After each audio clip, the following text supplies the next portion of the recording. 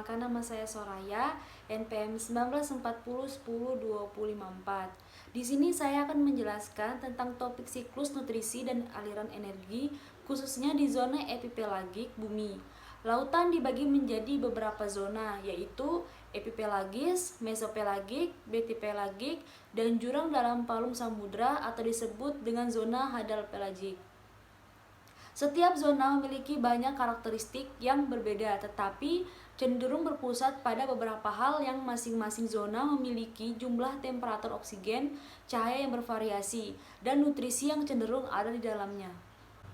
Jumlah masing-masing variabel ini akan menentukan jenis hewan apa yang dapat hidup dengan sukses di masing-masing lingkungan.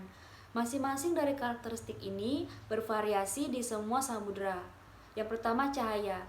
Cahaya cenderung bervariasi secara linear dengan sebagian besar cahaya berada di zona epipelagik dan paling sedikit cahaya berada di lapisan ebispelagik atau hedal pelagik.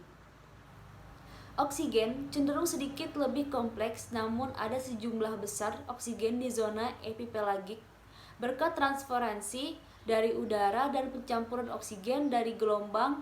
Kita juga memiliki banyak organisme fotosintetik. Air cenderung menjadi sangat dingin. Ada beberapa sirkulasi yang terjadi karena air yang lebih ringan menjadi kurang padat dan lebih hangat. Terdapat banyak nutrisi di zona epipelagik, tetapi semakin dalam akan semakin sedikit nutrisi cenderung tersedia lagi. Pengecualian ini adalah ketika berada di dekat lubang laut, ventilasi laut, untuk membawa nutrisi baru dalam bumi. Akan sangat menantang untuk hidup di zona hadal pelagik karena kurangnya cahaya, suhu rendah, oksigen, dan kurangnya nutrisi. Organisme yang bisa hidup harus memiliki adaptasi yang sangat spesifik yang memungkinkan bertahan hidup di ekosistem lingkungan yang cenderung mempengaruhi organisme, dan organisme juga cenderung mempengaruhi lingkungan pada gilirannya. Ada dua cara yang terjadi, yaitu melalui aliran energi dan siklus nutrisi. Interaksi ini termasuk faktor hidup dan mati. Misalnya, hutan juga rumah bagi berbagai jenis organisme ikan, dapat memakan rumput laut untuk makan dan juga dapat menggunakannya. Namun, ikan juga dapat memberikan nutrisi untuk rumput laut. Ketika membusuk makanannya, ikan juga cenderung membantu menjaga hutan rumput laut dengan memakan daun rusak yang lemah. Hal ini memungkinkan hutan rumput laut tumbuh lebih kuat dan lebih sehat. Hutan juga mengalami fotosintesis dan menghasilkan oksigen, yang mana ikan perlu mengambil oksigen dari rumput laut dan menghembuskan karbon dioksida.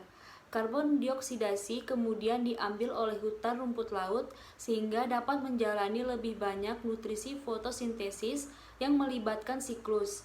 Banyak jenis organisme yang termasuk produsen, konsumen, dan produsen pengurai cenderung membuat makanan mereka sendiri, yang berarti bahwa fotosintesis juga dapat disebut sebagai produsen autotrof.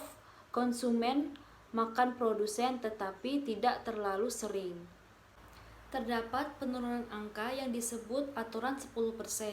Aturan 10% menyatakan bahwa hanya 10% dari energi di satu tingkat yang dapat melanjutkan ke tingkat berikutnya, tetapi tidak banyak ekosistem yang dapat mendukung konsumen kuartener, dan mungkin cukup mudah untuk menebak mengapa jika kita mengikuti aturan 10%, populasi 1 juta produsen hanya dapat mendukung 100 konsumen kuartener, dan jika kondisinya ideal, jika kita melihat strukturnya, tidak sulit untuk memahami mengapa populasi hiu dan tuna cenderung jauh lebih kecil daripada populasi zooplankton atau fitoplankton, dan juga mengapa penangkapan ikan berlebihan sangat berbahaya bagi populasi ini. Mungkin itu saja dari saya, sekian dan terima kasih.